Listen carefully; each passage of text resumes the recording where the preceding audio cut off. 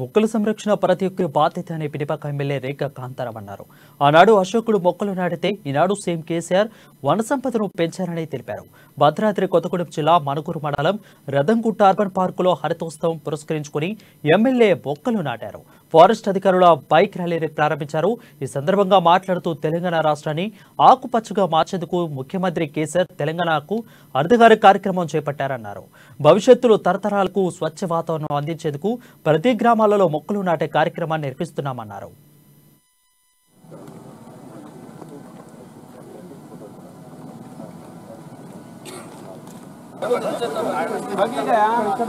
పది సంవత్సరాల్లో సాధించినటువంటి విజయాల్ని గ్రామ గ్రామానికి చాటి చెప్పాలనేటువంటి సంకల్పంతో మొదలుపెట్టినటువంటి దశాబ్ది ఉత్సవాలు పెద్ద ఎత్తున ప్రజల్ని భాగస్వామ్యం చేస్తూ యావత్ దేశానికి ఆదర్శవంతంగా అనేక సంక్షేమ అభివృద్ధి కార్యక్రమాలకి నిలయమైనటువంటి తెలంగాణ రాష్ట్రం ఈరోజు హరితహారం కార్యక్రమం.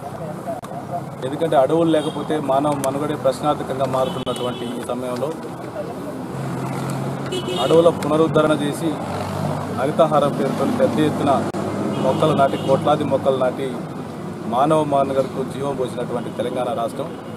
దీని కృషి వెనక అనేక మంది శ్రమ, ఫారెస్ట్ అధికారులు, అదేవిధంగా ప్రభుత్వ ఉన్నతాధికారులతో పాటుగా ప్రజాప్రతినిధులు, ప్రజల భాగస్వామ్యంతో మరి ఈరోజు గర్వంగా చెప్పుకునేటువంటి 7% మరి ఫారెస్టు పెరిగిందని చెప్పేసి ఈరోజు మరి ప్రకటించడం అంటే మామూలు విషయంగా కేంద్ర ప్రభుత్వం ప్రకటించింది. మరి ఇటువంటి సందర్భంలో మరి మమ్మల్ని ఆదర్శంగా తీసుకొని మిగతా రాష్ట్రాలు కూడా మరి ప్రపంచానికి మన దేశం ఒక దిక్సూచి కావాలని చెప్పేసి నేను కోరుకుంటా ఉన్నాను. ఎందుకంటే